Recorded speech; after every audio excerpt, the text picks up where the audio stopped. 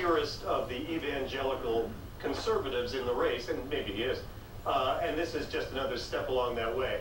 The conservative side of the equation in Iowa is being split and split and split.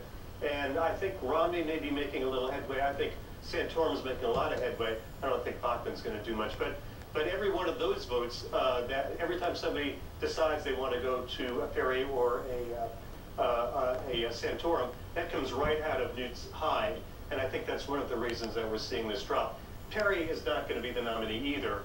So the fact that, that this is probably playing better in Texas than it is in, southeastern. Hillary, how does Gingrich Perry's last stand. How does Gingrich have to do in Iowa, Hillary? Well, he has to do well. He doesn't have to win, but he has to at least come in, I think, second to stay in this. But, we're going to go into New Hampshire in a week after Iowa, and then South Carolina a week later, Florida a week after that. Gingrich is doing very well in South Carolina and Florida right now. But, the primaries tend to have a sort of a momentum factor. And people have a lot of expectations for Gingrich, essentially as the viable anti-Romney candidate.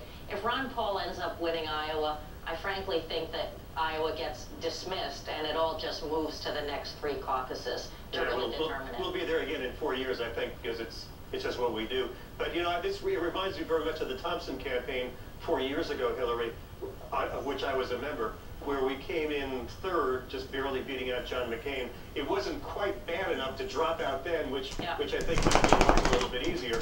We skipped New Hampshire and went right to South Carolina. We didn't do